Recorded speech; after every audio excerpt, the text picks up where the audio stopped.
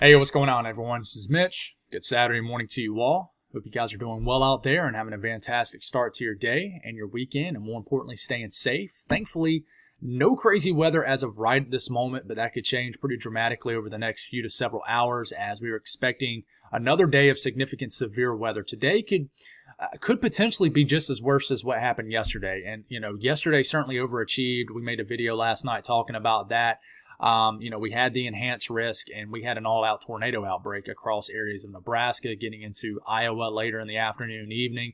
And we had tornadoes reported pretty much all the way down the plains, all the way down to Texas, which was a little bit of a surprise, but that's what we had. So we're here to break this down again, give you guys a shot at this and try to keep you guys aware, at least my shot at what could potentially happen today. So we're going to really focus in on the HRRR model, and we're going to break down each and every state. We'll cover Texas, Oklahoma, portions of Arkansas, Kansas, portions of Nebraska. We'll even talk a little bit about Colorado. We'll talk about Missouri, Iowa, all the way into the Great Lakes region. We're going to break down the latest from the Storm Prediction Center, which, remember, this could tweak a little bit. And then, like I said, we'll dive deep into the model information that we have. We're going to try not to miss anybody. If you got any questions, ask in the comments. I might not be able to answer them immediately, but there might be some people who could answer them for you. Today's going to be another big day. All the ingredients are on the table just as much, if not as much, as what they were for yesterday for our Friday.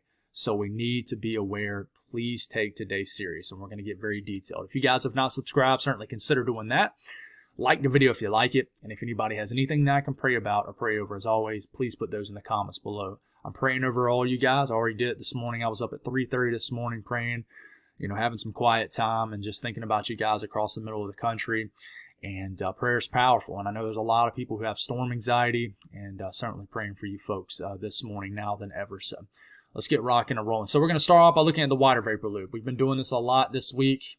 And I'm showing you this because, this really shows the players on the field. And we're not going to dive deep into the ingredients with this much in this video. We're just going to give you the cut and dry information, but I do want to show you what's happening out there right now.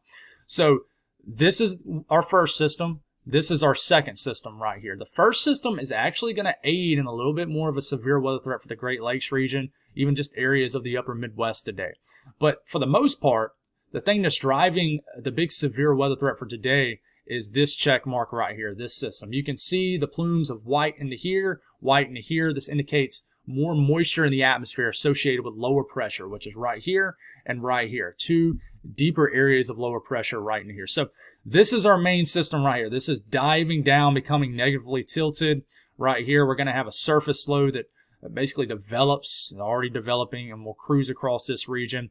This low will help to bring all the ingredients. I mean, it's already there this morning. They are already ripe and in place, but really just amplify the moist air right up through here. This is going to bring a mid to low level jet, both overlapping one another, right through this region. And basically what I'm trying to say is all the ingredients are going to build once again up into this area. In fact, like I said, they're already building. They're already kind of there this morning, already a lot of energy in the atmosphere, but will build all the way up through this region because of this negatively tilted trough, really bringing in that right moisture. And then this kind of departing low that's slowly moving because it's so slow because of this big ridge, over the eastern U.S. But this will actually help aid in a severe weather threat in this region with another mid-level jet that's kind of screeching across this area. So that's what's driving it. You can see all the pieces in the puzzle pretty well in the water vapor loop, which you typically can. I always favor the water vapor loop. It really shows what's going on very well. So let's keep going. You can actually compare this with what their actual radar shows pretty well. I mean, you see this more area moist conditions, higher, elevation rocky snow, even some storms trying to get going just off the Front Range here in Colorado. But you see moisture over the central and southern Rockies, right? And then you see this huge area of moisture up here in the Great Lakes region, Minnesota. So you can actually see both systems kind of broken up here. Now, we do have some lingering showers and storms down here in like northern Arkansas, but, that's just kind of driven off kind of the leftover energy from overnight and yesterday evening. But you see the middle of the country, pretty quiet. I expect some showers and storms to get going right in this region of Oklahoma and Texas here in the next hour or so, honestly. And we'll show you what that looks like on the HRRR model. But if they don't get going, then that means, and I'm going to show you what it's showing here in a second. I don't want to get too far ahead of myself, but if these showers and storms don't get going in here, that's not good news. Because we're hoping that this is more juiced up right in here with any kind of showers and storms that get going with this surface low developing. So this kind of works up the atmosphere ahead of time. So that means that basically we can have maybe a lower end severe weather threat compared to what it's looking like. But let's break down a couple things. I want to note there's some flood watches in this dark green color. Guys, there's some areas that could get 4 to 6 inches of rain in like Oklahoma, surrounding states today. It's going to kind of be a storyline that's not being talked about as much because of all the severe weather expected, but it needs to be taken very serious. I remember several years back, Oklahoma City area got slammed by a tornado, but then that night they had like several inches of rain, and then flash flooding occurred too on top of that. So don't ignore this, and we'll show you exactly what we mean here when we show you these model outputs. Red flag warning still up in the hot pink color here, where it's still very dry, and we have that fire danger. Winter weather advisories across the Rockies, even extending a little bit into the foothills, a little bit more outward into like eastern Colorado. Winter storm warnings, I mean, feet of snow in the northern Front Range, all the way into the Laramie Range here, and then we're expecting some snow up here in areas of the Rockies. And then the eastern U.S. pretty quiet. And here's the excessive rainfall outlook. I mean, we have kind of quietly in that red a 40% chance of rainfall exceeding flash flood guidance within 25 miles at any given point. It's very quiet. You know, you're not hearing much about this, but there is a big time flash flooding risk too with this, guys. Slight risk, 15% risk of all that criteria I just mentioned, from central Texas all the way up here to where Missouri, Illinois, and Iowa meet. Okay, let's break it down now. We're going to go right into this. So please take advantage of those timestamps. They're there to help you guys. I put like 1 million in the video for you to just jump to certain areas, certain states, and things like that. They're there to help you folks. I should have mentioned that right at the beginning of the video for any new viewers. But let's break down the latest from the Storm Prediction Center. Guys, I want to reiterate, I'm making this video as of around 6:30ish a.m. Eastern Time, 5:30 Central Time. So some of this information could tweak. I don't expect a high risk today, but you know, I could see it happening. But I could see this moderate risk maybe expanding. But as of now, I kind of really like the outlook I really do like the outlook they have right now. I think that this is really good for what can happen today. But there's a moderate risk in this red. Level 4 out of 5, enhanced risk. Level 3 out of 5, slight. Level 2 out of 5, dark green. Level 1 out of 5. All right. Now you're thinking, man, you just zoomed through that really fast. Well, I got you covered. We're going to get closer. Here it is. Tulsa, Oklahoma City. Down to Wichita Falls, and everybody in between in this red area. Hopefully you know where you are on the map, and that's not a knock on anybody. There is people out there that could not point to the general location on a map of their state of where they are. It just isn't. But it's important. It could save your life. It really could. But level 4 out of 5, a moderate risk. The next category is a level 5 out of 5. That's a high risk. It would show up in kind of a pinkish purple color. I would say pink. But the orange, that's a level 3 out of 5, enhanced risk. And then in the yellow, that's a level 2 out of 5. And we'll extend this a little bit downward here. And then the dark green, level 1 out of 5. More of a conditional threat down here to the south and deep down here in Texas. What is this driven off of? Well, if you remember, if you've been following me or anybody in the weather community over the last couple days, we had that enhanced risk yesterday with that tornado outbreak. We have that moderate risk today with a higher confidence level of tornadoes. In the red area, guys, that is a 15% chance of a tornado within 25 miles in a given location. So if you live somewhere in this red area and someone came to your house and said, hey, there's going to be severe weather today, there's a 15% chance that a tornado could be within 25 miles of your location. Would that concern you? Yeah, absolutely. I mean, you might think, hey, that's not very high. But, I mean, you saw videos yesterday in some of those storm chasing videos of houses getting directly hit. You know, what's his name? Connor Croft, great storm chaser, young guy. He had a video of just a tornado in the wide open, and it just happened to just hit these two houses right out in the middle of the open. So you never know, guys. Okay? Red area, 15% risk of a tornado. Yellow area, 10% risk of a tornado within 25 miles in a given location. That red area covers some higher populated regions like Oklahoma City up to Tulsa, almost down to the Dallas-Fort Worth area, which is including the 10% risk. Brown, 5% risk of a tornado. But if you notice, the hatched risk. Black dashes going in between all these areas. If you're covered in that area right there, that means there is a 10% risk of a significant tornado, a strong tornado, EF2 or higher. Okay?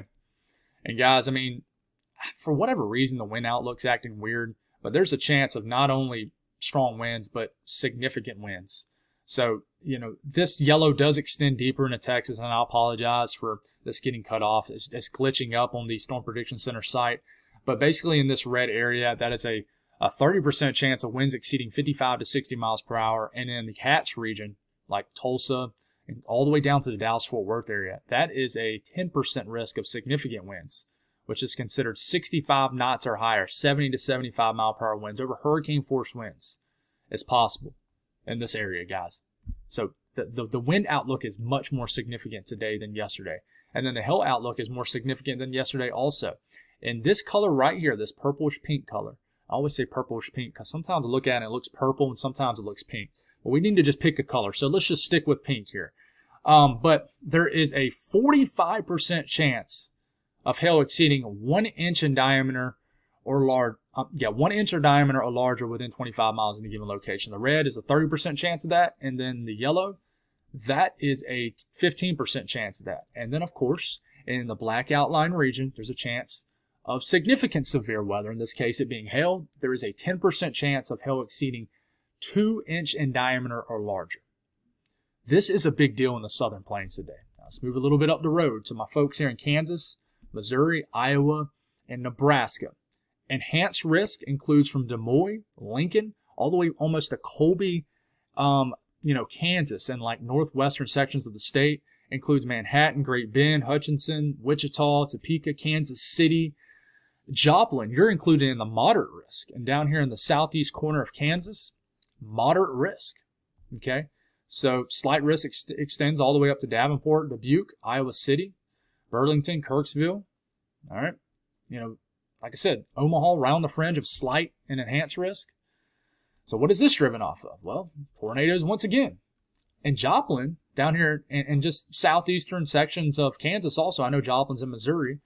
But you got this area, once again, just like it's including Oklahoma. You got a 15% risk of a tornado within 25 miles in a given location in this red area. This yellow area, that's a 10% chance of a strong tornado. Notice I said strong too, because it's an entire yellow area. You have that chance of a strong tornado, EF2 or higher. All right. And in the brown, that's a 5% risk of a tornado. And then the green, 2% risk. Okay. So Kansas City, folks, you got a 10% risk of a strong tornado within 25 miles of your location. Okay. Big. And I would not ignore the tornado threat way back here in areas of Kansas too.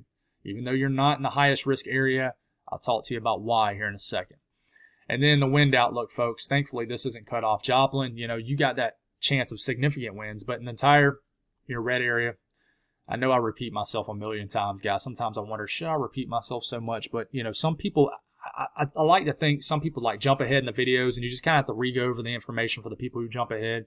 But in the red area, you have a 30% chance of winds exceeding 55 to 60 miles per hour. And then, of course, in this little hatched region down here that extends into these states, a little bit further north into at the far southwestern corner of Missouri, southeastern corner of Kansas, you have that 10% risk of winds exceeding 65 knots or higher, 70, 75 miles per hour or higher. Then up here in the yellow, that's that 15% chance of those winds exceeding that 55 to 60 miles per hour. And then, of course, the hail outlook is significant also, guys. Sorry, I'm going to be taking deep breaths in this video. It's going to be a long one. Southeastern areas of Kansas, 45% chance of hail exceeding 1 inch in diameter or larger with the hatch risk. So that 10% risk of also significant hail. Entire red area, a 30% chance of hail exceeding 1 inch in diameter or larger. And then, the yellow is a 15% risk. And if you live in this black outline region with all the black dashes going in between it, you got the chance to see significant hail, 2 inch in diameter or larger.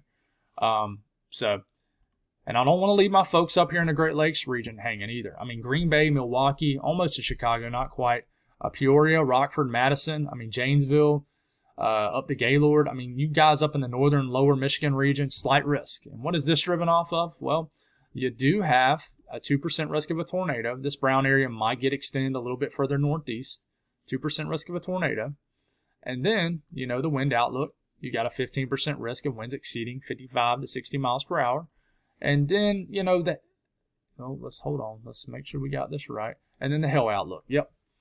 15% risk of hail exceeding 1 inch in diameter are larger. So don't want to ignore you folks down here. So, all right, let's break down Texas. I know Oklahoma's included in this, but let's just focus in on, keep your eyes on Texas, because I'll have a Texas times stamp, put in here. So chances are if you're clicking on this from Texas, you just want to hear about Texas. So that's exactly what we're going to do. So we'll start off this morning. If you notice, we get to about, and this is in Central Time, and I know you see the time frame right up here. Back this up 1 hour because this is in the Eastern, but we're in Central Time. I can't change this to Central Time for whatever reason. But you notice around 9 a.m., you start to see some big storms developing kind of in the eastern panhandle of Oklahoma. They quickly head into Oklahoma, which we'll cover here in a second. All right. You look at the radar right now, these really have not developed yet. They'll develop here in the next hour or two, most likely. Of course, the model could be wrong. But you keep this going, that heads off into Oklahoma. What about Texas, though?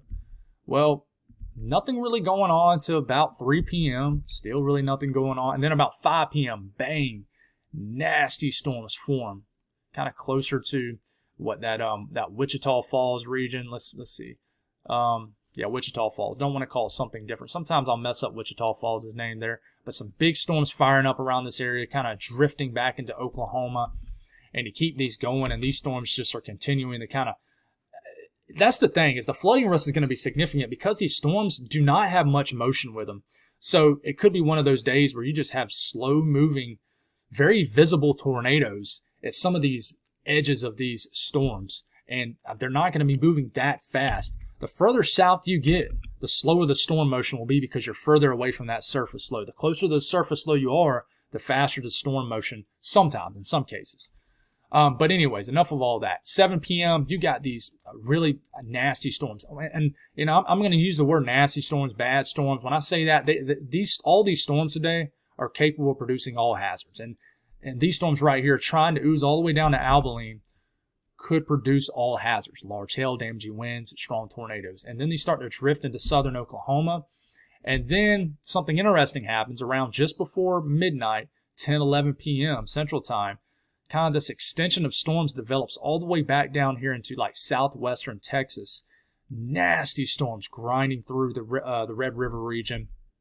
And guys, this is around like 1 a.m. This is producing all hazards, embedded tornadoes in this line in Texas.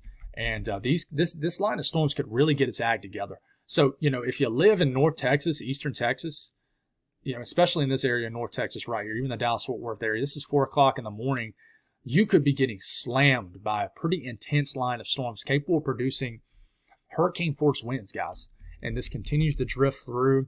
And then by the time we're getting into Sunday morning, this is starting to lose some steam. So, to kind of re-go over this a little bit, I would watch out for these storms earlier in the day. I wouldn't say earlier in the day. I would say, late afternoon, early evening in this region right here to really have the highest tornado threat. Right into here, Dallas-Fort Worth area, right into here. So well west and northwest of the city, up here near the Wichita Falls region, and any communities here in northern Texas, you'll want to be aware of those. So, you look at the significant tornado parameter. I want to note that it's already pretty high, right, where these storms are going to form here in the next couple hours. I mean, 7s, 8s, the higher the number, the better the ingredients for tornadoes. I'm going to try to reiterate that in each timestamp. Just because you see a 10, that doesn't mean there's a 10 out of 10 chance to see a tornado. It just means that the high-end ingredients are there. But you keep going, the atmosphere kind of gets worked a little bit, and then the atmosphere explodes again all the way down into Texas, and the significant tornado parameter begins to spike right ahead of a developing line of storms. And this is around 8 p.m. And this is what I'm saying. You notice how it goes from like 14, 15 down here. The colors are basically maxed out to nothing right in this region. Because this line of storms develops, it develops and sweeps through Texas and eats up the atmosphere, all the fuel in the atmosphere. So therefore, these numbers dramatically drop. And you can actually see where the line of storms is based off the significant tornado parameter. And it's draped across this region. And as it moves across all these areas that have those higher end ingredients, it eats up the atmosphere, fuels these storms until there's no more fuel out ahead of it, which there won't be as you get deeper into the night, not as much. So you see the significant tornado parameter, and then the last thing you'll look at is this updraft velocity swath, and we're going to have to maneuver around this. And you see how it spikes with these cells right in here. And I mean, even this morning, guys, this is this morning. You see how it picks up here in Oklahoma, but we won't talk about that. But then you see these storms that develop late afternoon to the early evening here in northern Texas. that shows that heightened risk area for tornadoes. And then you see the line. The line develops down here that we just showed you, and there could be embedded tornadoes in this line too that sweeps across central northern Texas. So that's the state of Texas. Let's move up to Oklahoma, and we'll include also portions of like western Arkansas into this too. But I know you see Missouri and Kansas into this also. We'll have separate areas for that, timestamps. So we'll actually have to back this up a little bit. Looks like it was still there from when I was looking at it this morning. So this morning, not a whole lot going on.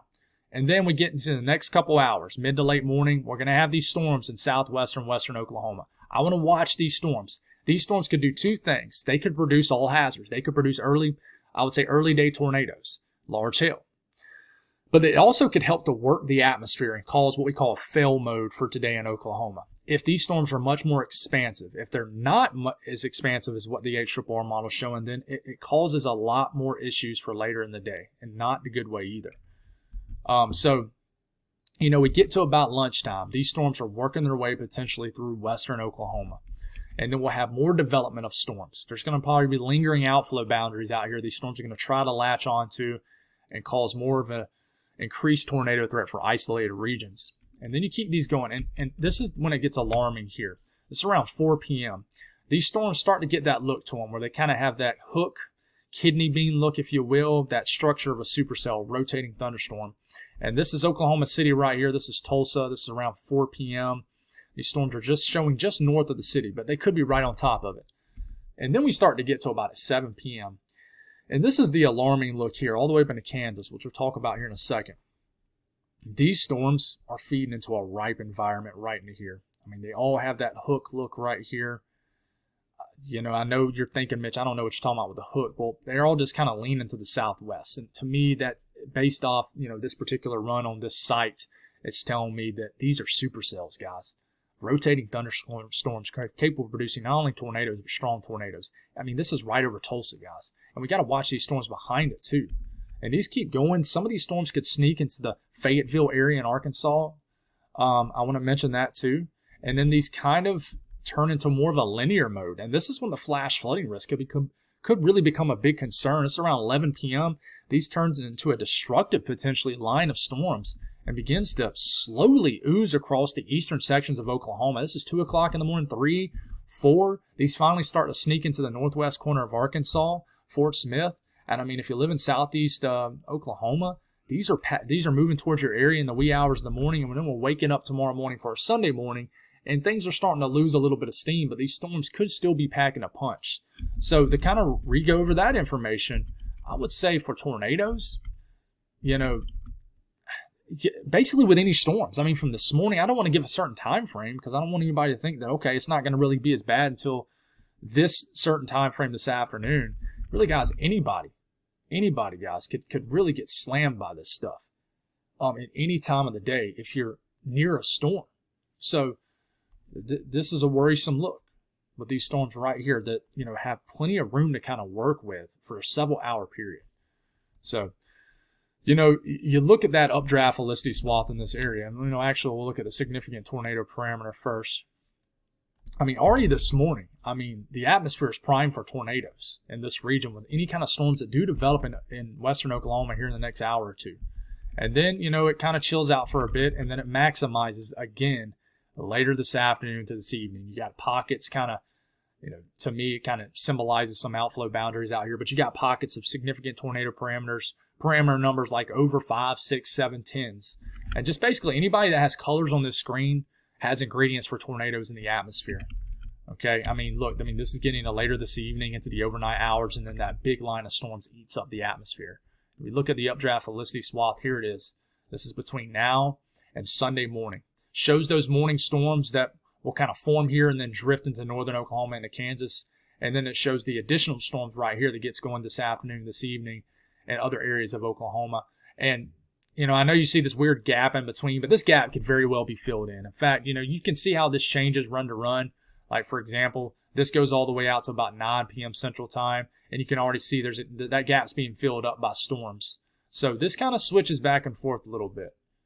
But in general, if you live in the threat area in Oklahoma and you're near a storm, it could be rotating.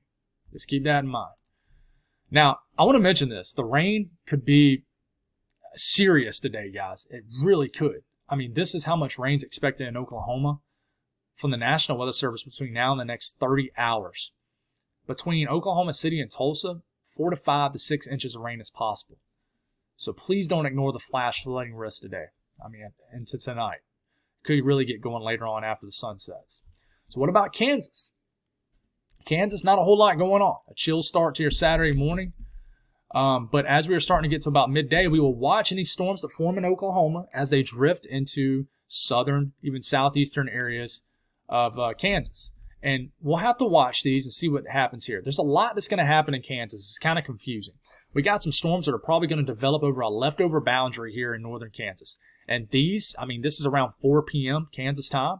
These could produce tornadoes on the southern flank of this, very large hail. We got another feature going on over here in eastern areas of Colorado along the surface low. And you see this storm like right in here, kind of well east of Colby, right in this region. Guys, I'm telling you, like the northern and northwestern sections of Kansas today could produce a few tornadoes because you're closer to that surface low, weird storm motion, and could be when you're really, really close to that surface low, sometimes the storm motion can slow down when you're just outside of it, but still very close. Could be very fast. It's very weird. It kind of happened in central Nebraska yesterday.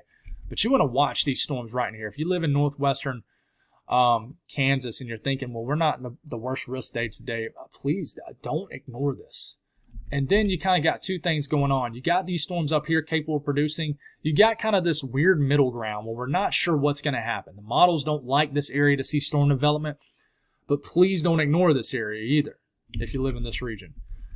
And then we got these supercells that are just cruising through eastern areas of Kansas, capable of producing all hazards, meaning, remember, damaging winds, very large hail, and strong tornadoes. You see these supercells right in here cruising, out of Oklahoma. And this is around, 9 p.m., 10 p.m., 11 p.m. This turns into a destructive line of storms potentially in eastern Kansas. And we still got this lingering convection that I think is weakening at this point. And then, we could get a lot of rain in the southeastern Kansas too. And then I think by the time we get to after midnight, I do think the severe weather threat begins to pretty much diminish in Kansas. So 2 areas to watch, really. This area up here, I would say, and then this area over here. But don't ignore central Kansas either. It's just this particular run ain't showing a lot of love. I wouldn't call it love, but a lot of dangerous setup as far as storms and evolution. The significant tornado perimeter, I mean, it's already pretty high this morning. I mean, it's already, 4s and 5s out there. You can see the boundary on this. You see the boundary right up into this region, kind of with embedded pockets of the higher parameters from the significant tornado perimeter. So this is where some tornadoes could form. This will try to spike back into here too. It's around 6 p.m. And then it begins to bubble up here in areas of southeastern Kansas where your significant tornado parameters begin to spike on the higher ends as far as the risk of tornadoes. So, you look at the updraft velocity swath and it really symbolizes what I was talking about, right? It shows this area right up here in northern Kansas, northwestern Kansas, and then it shows southeastern areas of Kansas. It gets very close to Kansas City, guys. But let's hope that, obviously it doesn't go through a higher populated region like Kansas City. But, just south of your area, showing strongly rotating thunderstorms that, could get all the way up to Kansas City. You do have the 10% risk of a strong tornado. So you continue to move. You move into the Midwest, the Missouri, Illinois. We'll cover Missouri, Illinois, and southern Iowa in this frame. Okay, so 3 different states. And this morning, not a whole lot going on. Another weird area. We're going to get scattered showers and storms throughout southern, southeastern, eastern Missouri, all the way up into central Illinois. You see these scattered kind of pop-up showers and storms. And we can't ignore these either. They could produce some severe weather, especially the further you are to the west. But I don't think you're going to have the best ingredients for severe weather with these. But please don't ignore these if you're in central Illinois, northern Indiana. There will definitely be storm development. What I'm concerned about the most, to be honest with you, is these storms kind of hovering around the northern Missouri, southern Iowa area. They were showing last night too. I think this could be kind of a secondary area to watch for tornadoes in southern Iowa. Please be mindful of these. If you live in southern Iowa, you want to watch these supercells into this region. Cluster of storms here on the Illinois-Indiana line right in this region. We got this convection developing. It's around 8 p.m. We got some big storms up here in northern areas of Illinois also. And with a southern flank kind of look to them, meaning, you know, the environment could be feeding into these storms on the southern end of these. I want to watch these in northern Illinois and southern Wisconsin, which we'll show more of here in a second. And then the same thing happens in Missouri. We have this huge line of storms that develops kind of in a diagonal fashion that stretches. I mean, we could have a line of storms going from almost the like Texas-Mexico line almost all the way up to the Canadian-U.S. line to later on tonight. This is around midnight. Nasty storms cruising, just moving out of Kansas City, starting to cruise through central Missouri. Look at these storms down here, knock on the doorstep of Springfield in the middle of the night, wee hours of the morning, and then they start to lose some steam. Turns to more just heavy rain. You see the colors begin to lighten to more of a green. And so, you know, to kind of sum all that up, you know, I do want to watch storms that could potentially form, certainly, in southwestern sections like Joplin, Springfield, for the tornado threat. You don't want to ignore these. You see these storms that kind of ooze out of Kansas and Oklahoma. You want to watch Joplin for sure, which we all know what happened with Joplin several years back. But then you also want to watch these storms up here that keep showing up in southern Iowa, northern Missouri on the southern flank of these. Please be mindful of tornadoes. And if you look at the significant tornado parameter with this, it does spike along that area of storms just south, which tells me ingredients are feeding into the southern flank of these storms in southern Iowa. Then you got the ingredients right here, not as high to like St. Louis and most of the states of Illinois, but you see this secondary spike right up into here. It's funny how, well, it's not funny, but it's ironic how it kind of, you know, shows up closer to those clusters of storms that look favorable for severe weather. So, you know, the atmosphere begins to get worked as this line of storms moves through, therefore, you know, the tornado threat begins to drop. But then you look at the updraft Felicity swath, indicates that heightened area in southern Iowa, northern Missouri. You see all this clustered up areas here, and western and southwestern Missouri. And then you see, you know, along the actual line of storms, rotation. And then you see the secondary area up here with those storms I just mentioned. So, last thing we'll cover here is the upper Midwest. We'll get a clearing later on this morning. We are going to continue to deal with those showers and storms in the UP and Michigan. And then as we are starting to get into this evening, watch these storms in southern Wisconsin. You know, Janesville, Madison, I'm telling you, these storms could produce. They could produce up here in northern lower Michigan too. Gaylord, I mean, you guys need to be mindful of these little clusters of storms as you still have that mid-level jet from the departing low that just gave us the severe weather days for Thursday and Friday. But you want to watch southern Wisconsin, northern Illinois. You want to watch these areas right in here with these storms. I mean, this is around 8 p.m. Janesville, north of Rockford. You see these storms right in here?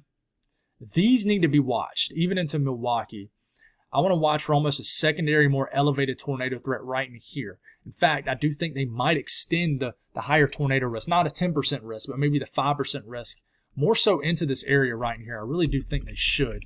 We'll see what happens. And then you just get clusters of rain into the wee hours of the morning, and just more so widespread rains from Chicago to Milwaukee all the way up to lower Michigan that you're dealing with. And, you know, you look at that updraft Felicity swath, highlighting that area right in here I'm concerned about. And then there is splotches here in northern lower Michigan. So, whew, man, over 30 minutes into that, and we're done.